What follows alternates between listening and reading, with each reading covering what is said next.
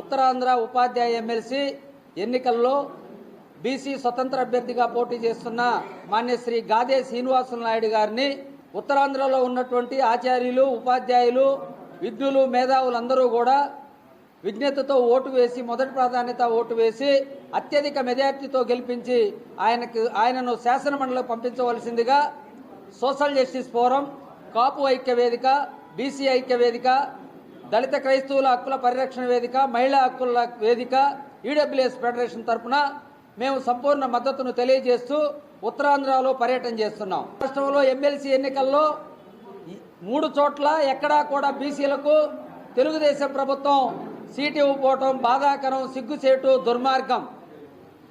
అయినా మేము స్వతంత్ర అభ్యర్థిగా పోటీ చేస్తుంటే మమ్మల్ని ఓసీ అగ్రకులానికి చెందిన, క్షత్రియ కులానికి చెందిన రాజుని ముందు పెట్టి 2 రాష్ట్రాల్లో ఉన్న రాజులను ఐక్యం చేసి ధనబలంతో, కులబలంతో, అధికార బలంతో, అహంకారంతో మా బీసీలను శాసన మండలికి పోకుండా అడ్డుకోవాలని చూస్తుంది ఈ దుర్మార్గ ప్రభుత్వం.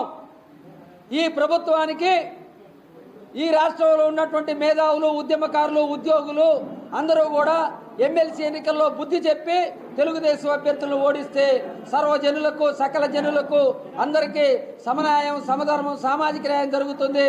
ప్రభుత్వం మెడలు ఉంచితే ప్రభుత్వం ఆత్మవిమర్శ చేసుకొని ఆ పథకాలన్నీ అమలు చేసి సక్రంగా ప్రజాపాలన చేస్తారు. అట్లా కాకపోతే వాట్సాప్ పాలన, రెడ్ బుక్, లేకపోతే మా ఇష్టానుసారం అని వ్యవహరి